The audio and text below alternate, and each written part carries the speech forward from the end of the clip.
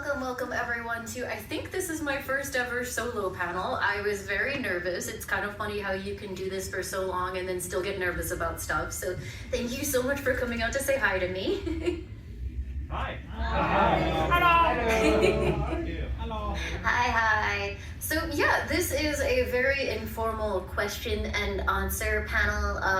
I'm here to answer any questions you might have because sometimes people really like to throw questions at me during things like meet and greets, and there's not a lot of time to answer. So yeah, this is just a place for you guys. If you have any questions for me, or you have anything you've been burning to know about, like, oh god, how long have I been streaming?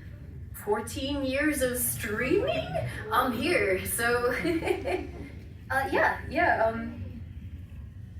guess, you know, if anyone has any questions, please feel free to approach the microphone. Let me know. I don't think there's any kind of pre-screening, so I guess it's up to you guys to kind of like regulate who heads up to the microphone first, or what kind of order you want to do things in. I'm nervous, so it's gonna be fine. It's gonna be fine. Oh, you're fine. If you want to ask a question, just line up on this side, and one at a time, just come up to the microphone. There you go. That's slightly more structured. I was just gonna let people bum rush the mic, so that probably makes more sense. Thank you. We're gonna turn this into a PUBG lobby. Yes. Where are we dropping, boys? All right, let's bring some minds here, get into this. You like my loot? Let's see, just starting off then. Anything off. If you were to be a Pokemon trainer, you got to pick part in Pokemon, who would you pick? Am I basic bitch if I say Eevee? Okay, Yes, it's okay. Is that a yes for Eevee or yes for being bitch? Eevee into Sylveon, but if we're not allowed to pick existing starters, then probably Growlithe. They could be It'd have to be anything you Growlithe. want. Anything starter. Okay. Evolve. Okay then. Yeah, Eevee or Growlithe, and then those are my absolute favorites. I honestly like anything cute.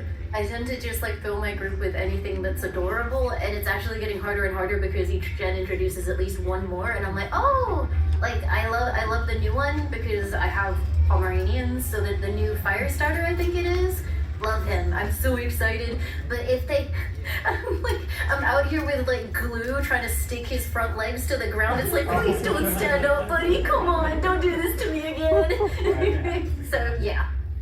All right, thank you. No worries. So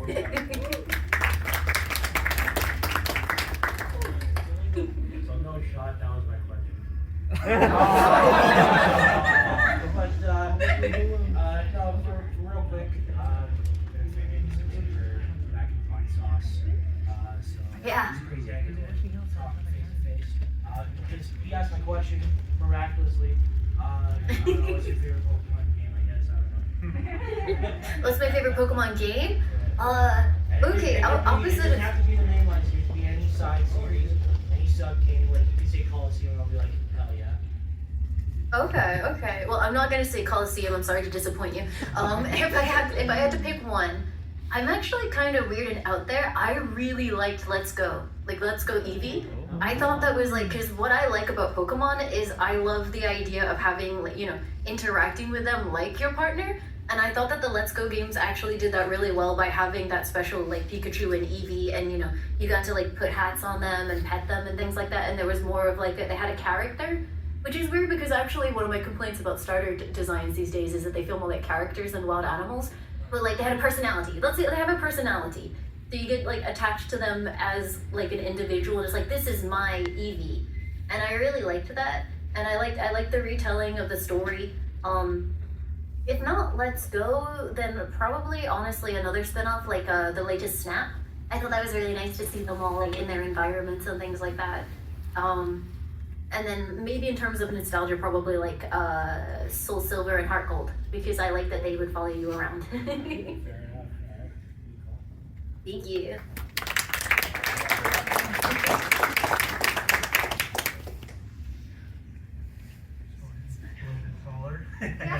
Sorry about that.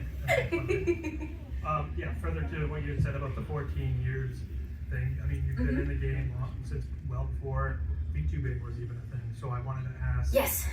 Did becoming an avatar actually make it easier to show your real, like, kind of more, I guess, I don't know, unfiltered personality compared to like when you were streaming like without one? Yeah, I absolutely think it did, and that's a really cool question actually, because a lot of people were like, you know, early on when I switched from doing microphone-only streams to being a VTuber, some people were like, "Oh, Limes, you make more risque jokes now. Like, is that just because you're baiting because you're a VTuber or something?" And genuinely, no. It's like, I find it's easier to make jokes like that when you have like the representation of you visually, because you're not gonna get misinterpreted, or like, you know,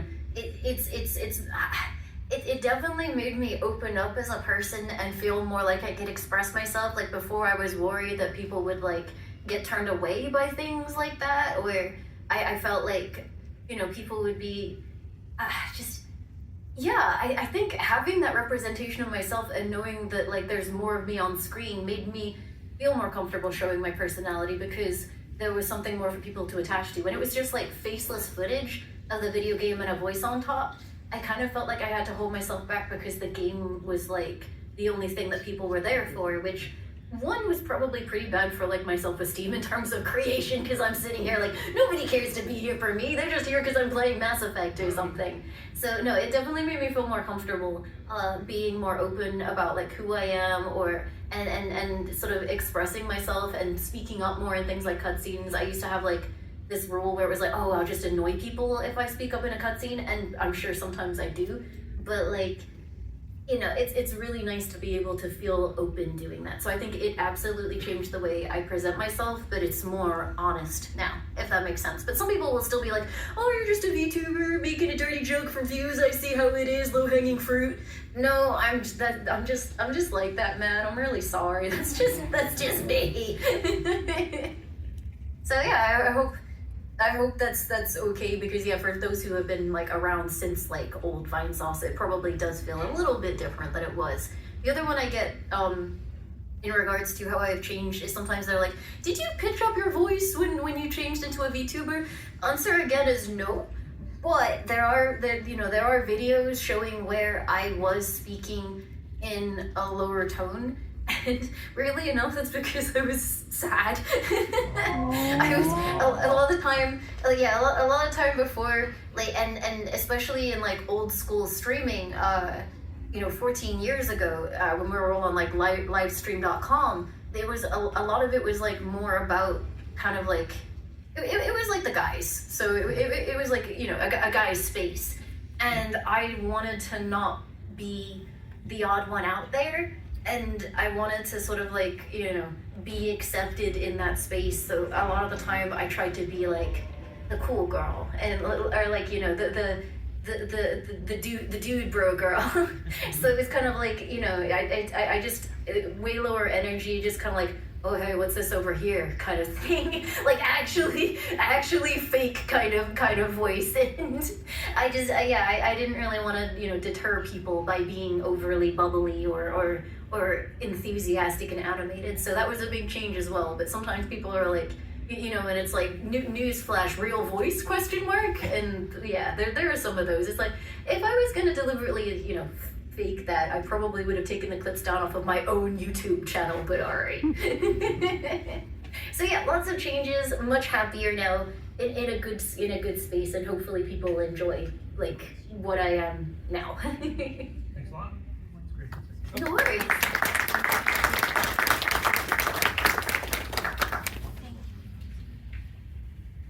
Hey, Lauren. Hi. So as someone from the UK, do you have any favorite or recommendations for comedian panel shows, stuff like QI, Taskmaster, or Mock the Week?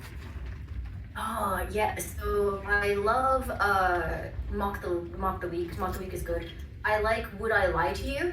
That one's like, Would I Lie to You is so funny. They are so quick with it. If you're not familiar with the presentation, it is essentially someone is given a story or a fact about themselves, and the others have to guess if it's true or false, and the original person has to sort of like sell this story. So the clip that I watched the other day was actually, I can't remember who it was, but it was they basically were given a little box full of teeth, And it was like when I was a child, instead of giving my teeth to the tooth fairy, I put them in this little box. And like the other comedians were, picked up the box, poured out the teeth, and some of them looked really gnarly. and the original lady, she had to like sell that these were in fact her teeth that she put in there as a child. And they were just like, all these people were poking at the teeth and being like, these can't be your teeth, that looks like it came from an animal. And she's like, no, I had some dental work done kind of thing. And Lee Mack, I think on that show is really, really funny. He's just so quick with it. And then at the end, they declare whether or not it's true or false, and then the original person reveals whether or not it's true or false. And there's a lot of mind gaming, like, people will intentionally tell a story badly to make it look like they're trying to make it up on the spot, or, they'll get asked questions that just throw them off, but then actually are they being thrown off, or are they trying to look like they're being thrown off so they can win because they're going to convince you that it's false, but it's actually true. Bob Mortimer is so good at the game that he actually, he's like the gaslight king. I love Bob Mortimer on that show. Outside of that, QI is very, very good. If you want like super old school, there's a really old show called Nevermind the Buzzcocks. And it was hosted by Simon Amstel, and before that, oh god, what was his name? He was like a DJ, and he was so funny, and it was basically like Bill Bailey and things like that, just doing like questions about music. And that was, I grew up watching that with my parents. It's I don't think it's still running, but it did go for a while after the host switch, and it's still really good. But yeah, other than that, Taskmaster, as you suggested, UK Taskmaster is amazing. I love little Alex Horn.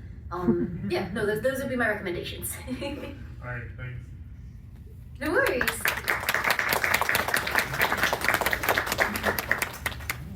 Hi. My question is, I love all your outfits. How did you get the idea for designing them?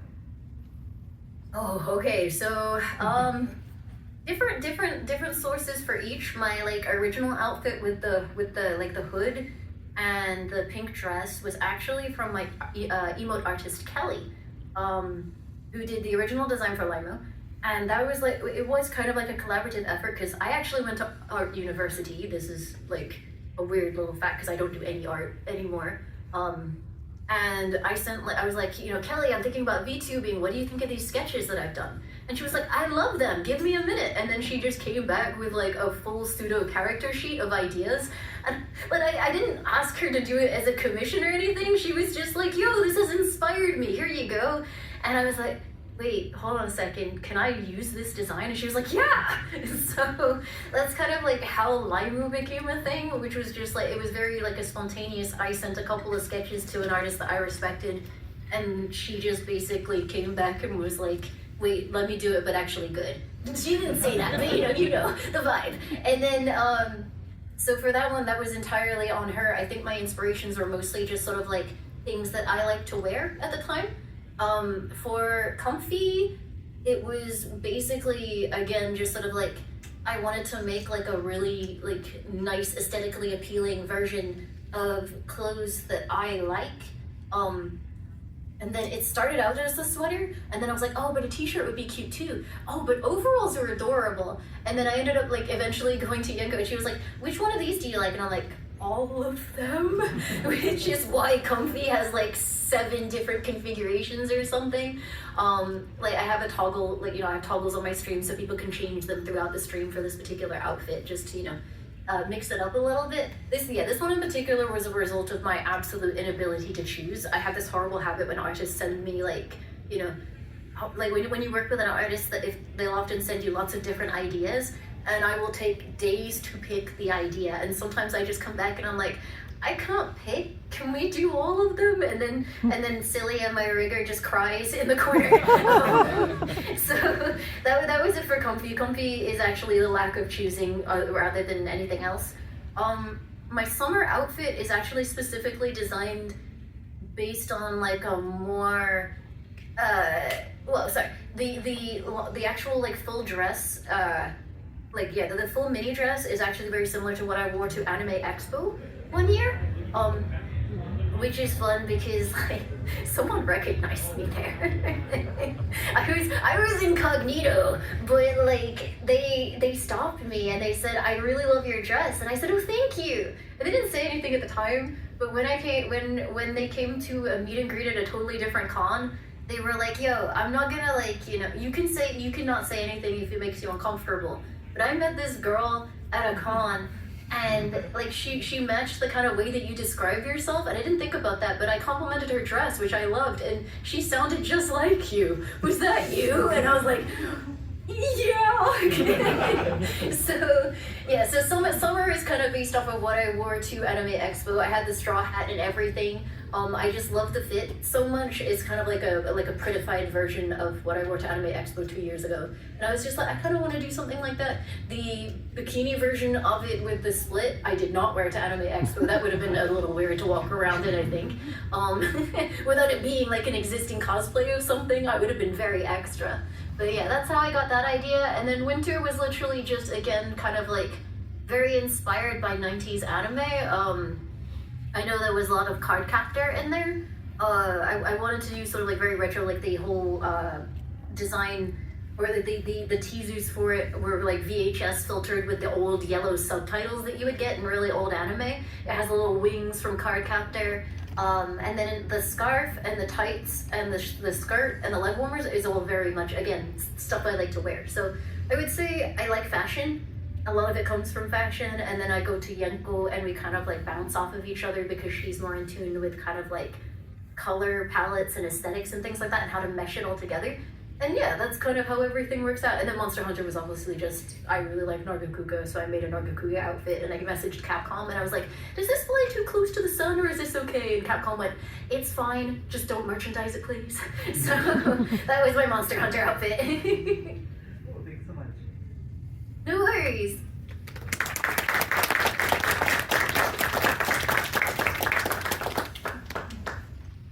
Hi, Ryan. Hi again, how are you? Nice to see you. Is it okay if I ask a question about this and where this is doing? Yeah, of course. I was going to the UK, so I want to know the recommendation of the UK division. Okay, yeah. So my recommendation, it's funny, in the UK, you get people who are often like, you get two subgroups in the UK. It's people who love London and people who do not like London. I am in the love London camp. I love London so much. I lived in London for a while, but when COVID hit, I could no longer justify the cost of living in London because I wasn't going into an office anymore because I had a job. So I moved out of London. London, I think if there's like only one place you can visit in the UK, London all the way. It is amazing. There's something everywhere. It is one of the most unique cities in the world. There are museums. There's like interesting places. There's always something going on, like street performances, things like that. You can go to like things like Kew Gardens, which is just a beautiful like botanical garden. Richmond Park has like deer that just wander around in the middle of a city, which I think is incredible. Then there's the zoo, London Zoo. It's not the best zoo in the UK that goes to Chester. Actually, so yeah, I recommend Chester Zoo, but also London Zoo. If you like animals, the zoos are amazing. Yeah, I would say London is definitely somewhere you have to visit. It has the best food in the UK in terms of variety. And then, where else? If you want to see some really cool, unique stuff to the UK, there's a place in the south of England called Bletchley Park, which is where they did a lot of really cool code breaking during like wars and things like that. It's very cool. They've got like all the historical setup and things like that. And then also we have castles. There's a place called Warwick Castle, spelled Warwick. We just pronounce things weird for some reason. It should be Warwick. It's not. It's Warwick.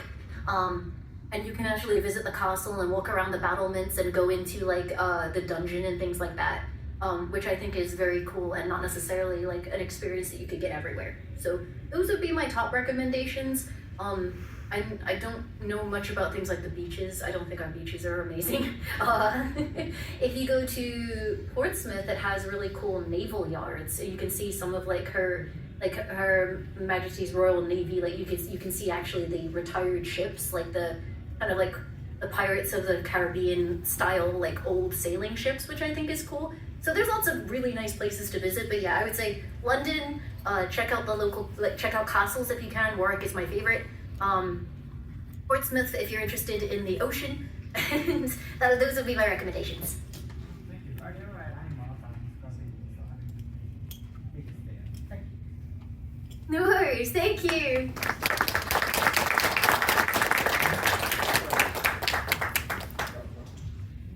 Hi there. So, Hi.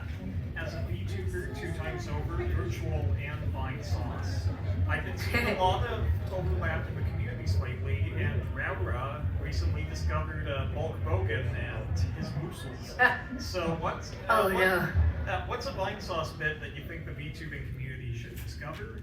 And also, I want your help with something quickly. Do you happen to know the way to Gustav's room? I just keep walking to Jonathan's room by mistake. I can't stand the game, no. I can't, man. It hurts.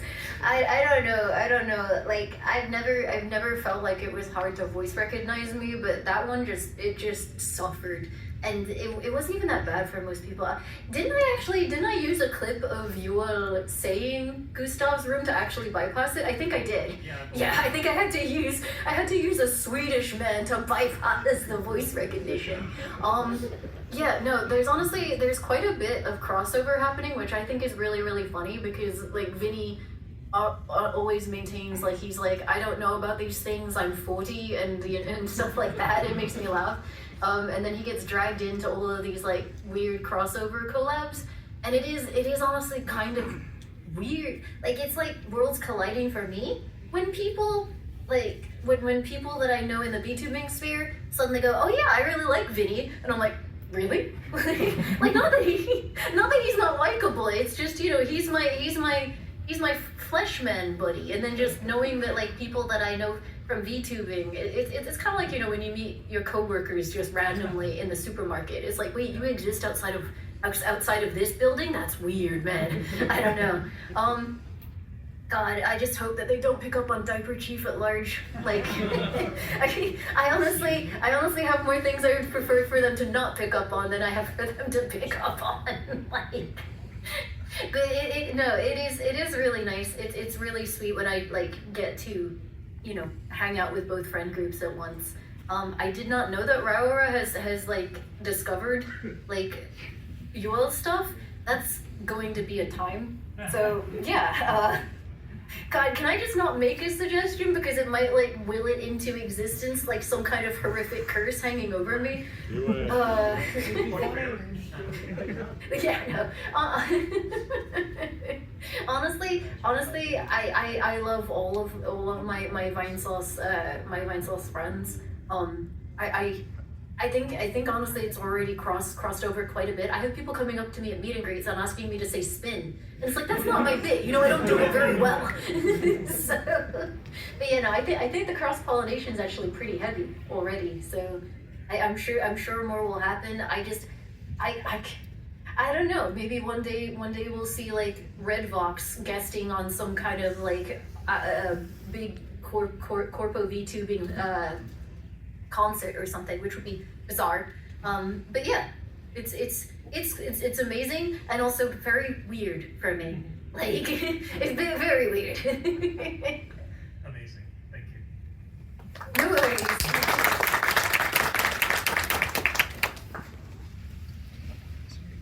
Nice to meet you, Lino. I'm Coyote. Hi, nice to meet you.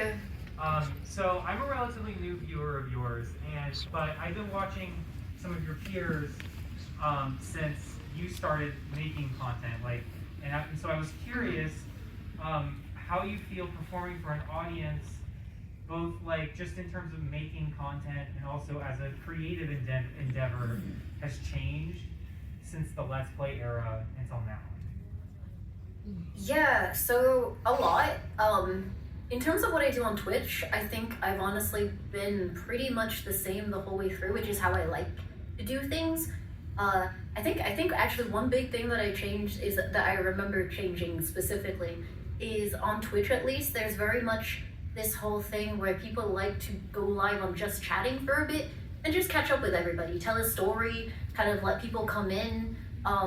That was absolutely not really a thing way back when. I feel like 90% of us in like ye olde 2012 just used to like go live with the great game start screen right there, and it's like if you were there at the start, you got the whole thing. If you were a little bit late, you probably missed 20 minutes of gameplay, kind of thing. Where you like that just kind of like how it ended up being. But yeah, no, I remember actively, consciously making a shift to doing a little bit of just chatting, especially for people who might not want to be there for the game because of spoils or something like that. They can still come and hang out for a little bit. That would be one of the big things that I noticed changing and that I then changed myself. I think most people now do a little bit of like talkie before they get straight into things. It's just a nice thing to be able to do for people so that they don't miss the start or, you know, feel wrong-footed when they come in the middle of a cutscene that they don't understand. That's a big thing. And then in terms of like content creation, like more largely, I know Let's Plays have very much fallen out of favor, which is a shame. It's one of my favorite forms of content. I think in terms of YouTube, there's all these things about how like, you know, if you have shorts and live and long form on your channel, it can actually cause all sorts of problems. I don't pretend to be an expert on this. It's very like, YouTube is difficult for me, but that's what I'm hearing. And that's interesting because obviously way back in the day, it was literally, there's just, you put your long form videos on YouTube. That was it. You made a long form video, you uploaded it, and that was it. And a lot of it was stream highlights for a while. But now it's all things like, you know, you need a hook, you need like, you want to keep sort of like most things on a subject that's consistent. You don't want to do X and Y at the same time. It's honestly, it's difficult these days. And I know a lot of people struggle with the algorithm. And it makes me a little bit sad because I don't like having the idea of having to like gamify my content, or, you know, not game the system, but you know, like I don't like having to kind of cater to an algorithm, really. I like just doing things that make me happy and then yeeting them out for people to enjoy. It's very different, especially just because the sheer number of people doing it. I know there was some discussion about how trying to just be a variety streamer these days, if you haven't already got like an established thing, is so difficult. It's so hard. So I think it has changed a lot. I'm very grateful that I got into content creation when I did, because I'm not sure if I was starting fresh I'd do that well these days. I'm not very good at YouTube, but I still enjoy putting out what I'm putting out. But yeah, it's different, and you'll still see people who do kind of more old school stuff succeeding with an established audience, but it's definitely like when I try and do a search on YouTube these days, outside of the YouTube search being awful, like a lot of the results that I get are more sort of like specific to one thing. It's like, this particular boss in Dark Souls does this, rather than I played Dark Souls 2 and I enjoyed it, here's my playthrough. It's very different now. So yeah, like it's a lot. I honestly, like, sometimes people come up to my meet and greets and they say, how would you, do you have any advice for a new VTuber? And I'm like, I have some general advice, but in terms of like YouTube, the algorithm, actual like analytical success, I'm learning too, because it keeps changing and it's a little bit scary, but so that's why my advice usually boils down to, you really should just do what you have fun with, and if it takes off, then that's great. But if it doesn't, at least you still had fun and you didn't burn yourself out horribly. Because if you just, do what you think the algorithm wants and it still doesn't take off, one, you're not doing what like you enjoy, and two, you didn't even like, profit from it, I guess. So the TLDR's content has changed a lot. And I'm still learning and still trying to figure out like what works every day. Thank you for your insights, Lina. No worries.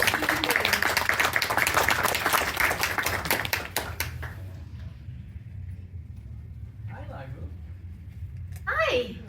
Just a general question. Is there a game that's either upcoming or a game that came out before that you're super excited to stream or excited to play? Sorry, so the last part, what did you say? Oh, Super excited to stream? Stream or play in Okay. A lot. I'm in the habit now of making big lists because otherwise I can end up forgetting because there's so much coming out. I think the big one that just got announced was Subnautica 2. I'm very, very excited for Subnautica 2. I have played Subnautica 1 enough times that whenever I don't know what to play, my chat will facetiously just say, what about another playthrough of Subnautica 2, streamer? You haven't played it yet this year. We're due for our 2 playthroughs a year. So, yeah, Subnautica 2 is a big one. The Monster Hunter Wilds, expansion that has not officially been announced yet, but it has to come. It always does. I'm hoping that it tweaks some things about Monster Hunter Wilds that I didn't like as much, and usually the G rank, Master Rank expansion is much better. So I'm looking forward to that. Oh god, there's so many things. I've heard really good things about the 007 game. I'm looking forward to that one. God, everything. I love video games. Every Deadlock update is exciting. I'm hoping the new Final Fantasy expansion is good so I can do my annual I played every 2 years, month of playing Final Fantasy will be great.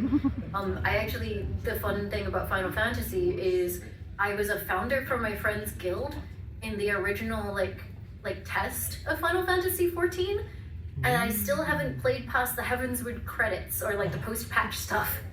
I've been technically playing Final Fantasy 14 since it was released, and it's just really slow. So probably that too, I think will be really, really fun. God, I could honestly bring up a list and be like, these are all the things I'm looking forward to because it's basically about 20 million games.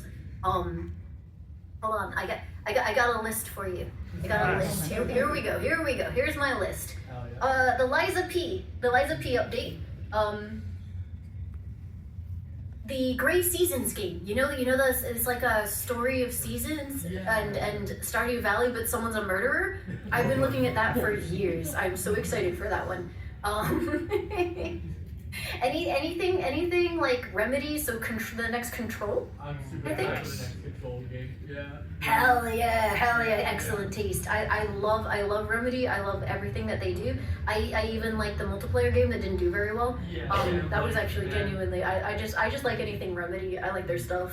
I think Bloober Team teased something for Chronos, and I liked Chronos.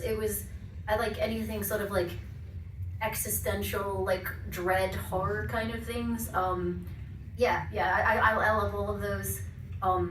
Eventually, one day, the Cyberpunk sequel will come out in the far future. One day. So Darkwood 2 and Graveyard Keeper 2, the Fable game, the Silksong DLC, Sinking City 2, which is a Lovecraft detective game. All of those. I like video games, man. There's quite a few. Hell yeah, looking forward to.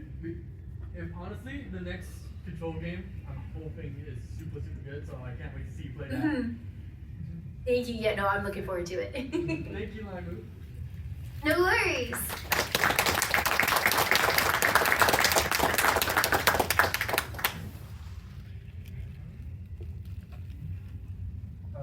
Hi. Hello. I don't really have a question because I'm not good at thinking of them. So I just wanted to say thank you for being a consistent, chill, casual streamer that I can always tune into whenever I need that vibe. Because even at high energy or low energy, you're always just a chill time to watch. And I just want to say thank you. Oh, well, thank you. It is genuinely I know it's never the most exciting thing necessarily, but it brings me so much joy to be able to be that place where people will come in no matter what I'm doing and just hang out for a little bit and vibe and just have a good time. And it makes, someone actually said the other day, no matter what you're playing, you seem really happy about it. It's yeah, that's because I am. I'm just having a really nice time, and it makes me really happy to be able to share that nice time with other people. Because the reason I got into streaming was to share my favorite games with people. I started off with Mass Effect and Beyond Good and Evil and things like that because I just wanted to be yo, this is my favorite thing, and I want to show my favorite thing to people. And the fact that 14 years down the line, I still have favorite things that I can show people means the world. So thank you so much.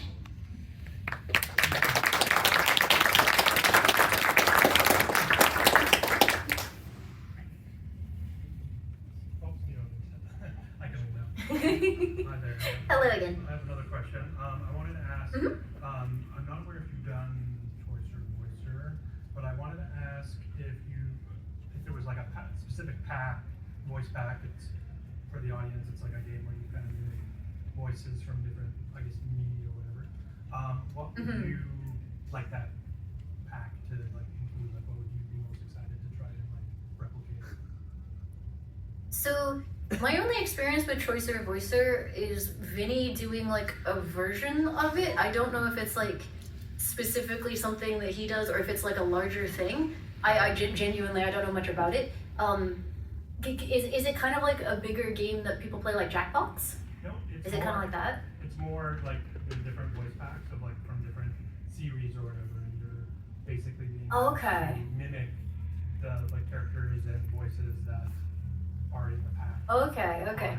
You know, All right, cool. Yeah, I think the version that Vinny does, which I'm not sure is like the global experience, I just know has the most horrific microphone like ever. It sounds like he's playing it on a 3DS or something like that, and every impression that he does gets blown to hell. and but I have seen him do some things where like it has voice packs of stuff that I've said. Which is horribly cursed. Like his editors like to jump scare him with clips of me saying things out of context, which I feel really guilty for. So genuinely, but it can be anything. I genuinely thought this was just a Vinny Shitpost game. This is my horizons have been broadened. I didn't realize that it was just impressions in general. I just thought it was like Vinny being cursed. This is great. No, so honestly, I think like silly vocal stims would be really fun. When I play World of Warcraft, and when I do Mythic Plus with my friends, we have two people in the group who are horrible mimics. Like when I hear something, I will stim off of it constantly. And one of my favorite dungeons is Alcathar Academy, because like all of the lines in there are really stupid. Like they're like, you know, you enter a platform and someone goes, "What are all these birds doing here?"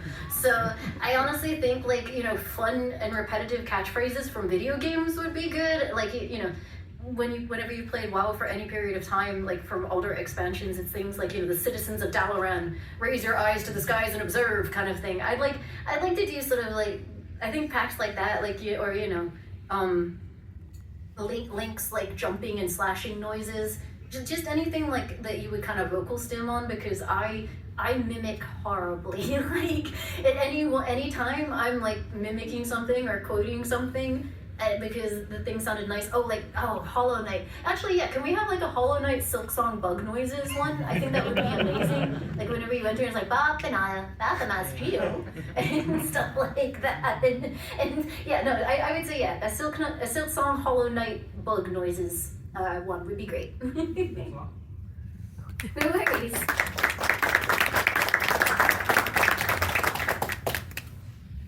Hello again. Hi.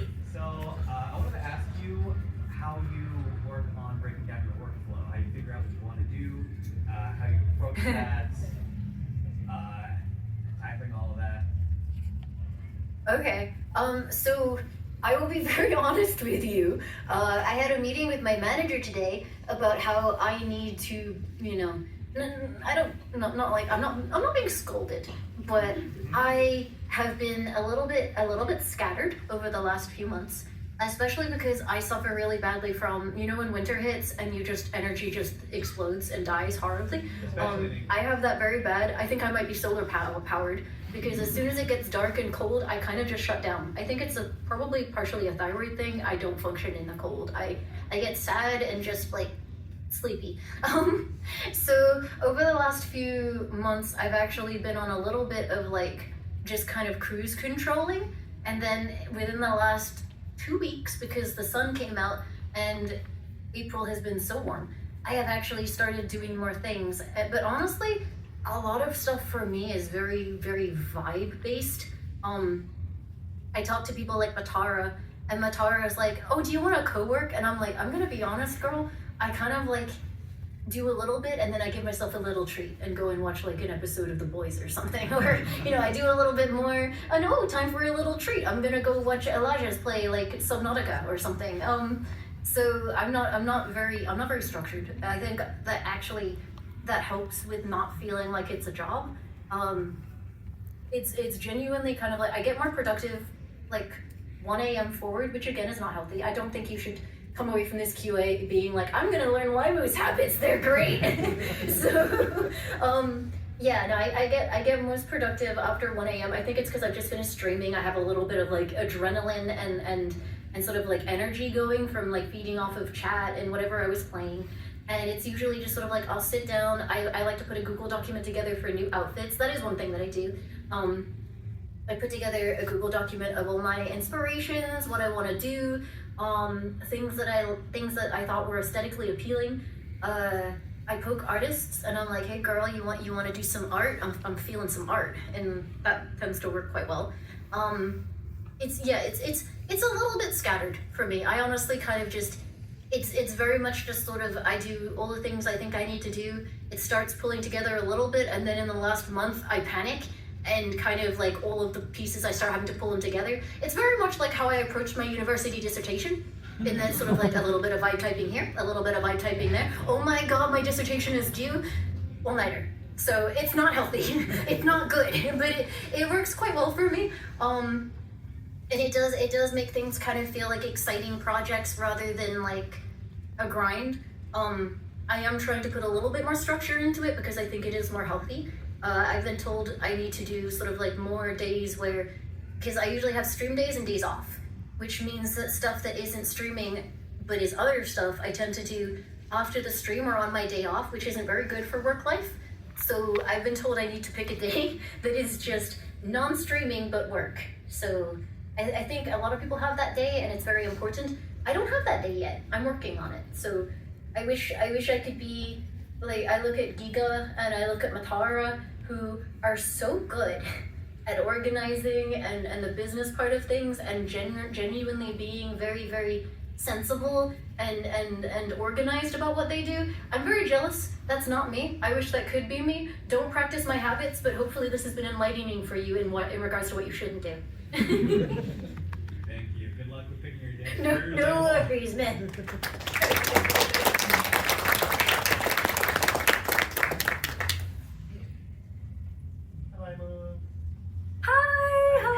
I like your happy today. Very colorful. Is that Pia?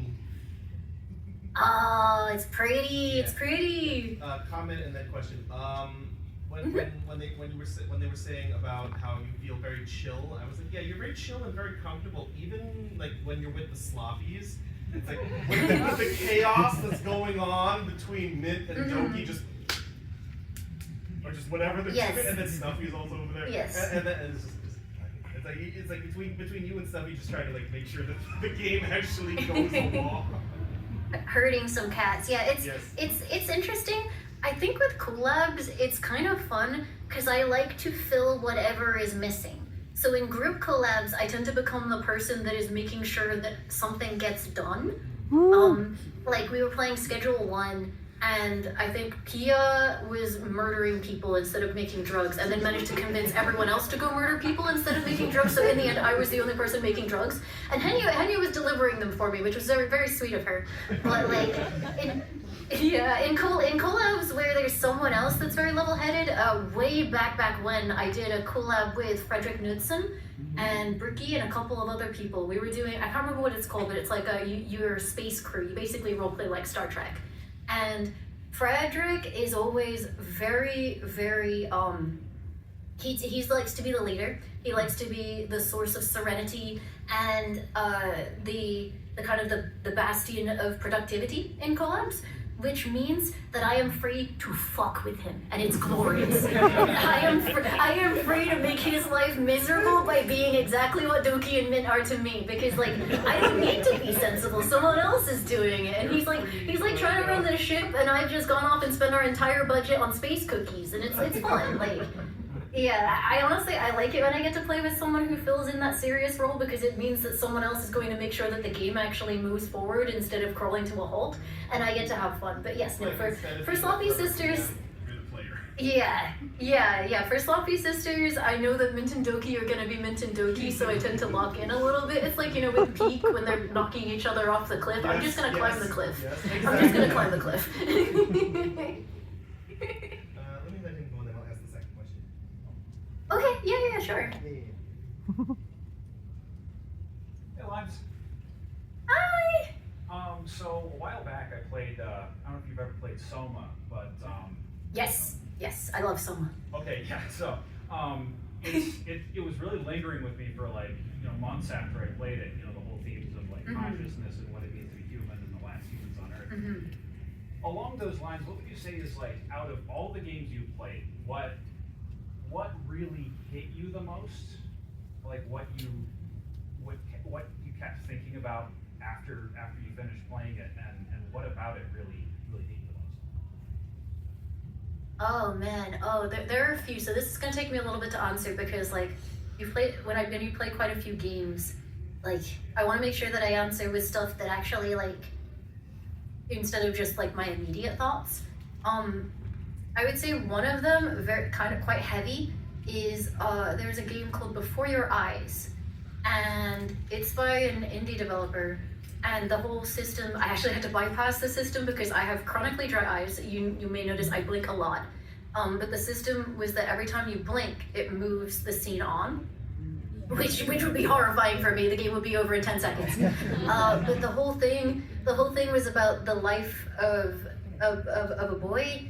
You're born, you grow up, and the story develops. And I don't really want to spoil it for you because it's very much a story-based game. But I did this for charity. We did we had this thing called Vine Sauce is Hope, and then eventually became Variety is Hope. And I think it was possibly one of the last ones I ever did for Variety is Hope, and it was for raising funds for I think it was cancer. I think it was children's cancer. And Before Your Eyes felt very appropriate for that.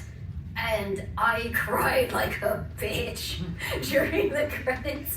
I think I had to mute and then everyone else is crying. And I still think about that game. They came out with like another game recently, and I think I was so excited for that one, and that stays with me a lot, mostly because it was an emotional experience rather than like an existential dread like Soma, where I just wonder about my whole existence. Yeah, that would be the one that I always come to when people are like, what game has stayed with you? Before Your Eyes is a huge one. It's such a beautiful song. Whenever I hear the ending credits song, it sets me off again. Other than that, I would say Chronos was actually a pretty good one. It has that beautiful European developed, incredibly depressing horror game where everything is like terrible forever kind of vibe. Just like the depressing, crushing reality of the existence of this universe that you are in. I love that vibe. It's fantastic. Yeah, Chronos is a really good one. Soma is one. Like, I think about Soma all the time. Whenever the idea of consciousness comes up in anything else, Soma is what I think about. That game is a little bit chilling, honestly. Like, just the things that the things that you discover along the way. Trying not to spoil again. It's an excellent experience. Outer Wilds. Woo! Yeah, Outer Wilds, huge one. I loved playing that on stream. Would not recommend it on stream for most people. Even for a chat as chill as mine, it was very difficult to keep things reined in towards the end. I think it was the only time I've ever been very annoyed at someone, while streaming. But Outer Wilds, yeah, anything that makes me think about, my own existence is usually pretty solid. Outer Wilds does that a lot. The soundtrack just has to kick in, and it's like, oh god, oh man, oh no. Yeah, those ones are very big ones, and then I think those would be the ones that I immediately think about. And then honestly, I kind of get that feeling after every long RPG. I think I've been told it's common, but for me, every time I play a long RPG or a long series, I get to the end of it and I just feel empty or hollow for a while. I feel I've been so a part of something for so long, and realizing that I will never go back to that for the first time and experiencing it for the first time. It's a different kind of thing that sticks with me, but it absolutely does. I know it didn't end the best, but playing Mass Effect through for the first time, whenever I hear Vigil's theme from the first game, I cry. Just, the adventures with my space crew, and knowing that, BioWare will probably never reach those heights again. and I will never get to experience a particular game for the first time. Kingdom Come Deliverance did it to me recently. I finished like 250 hours of combined of the two games. Anything like that, genuinely, I get very attached to things and stories and events, and I get quite introspective and yeah, I think that was a big one. Yeah, so honestly, it's not hard to make me get very thoughtful.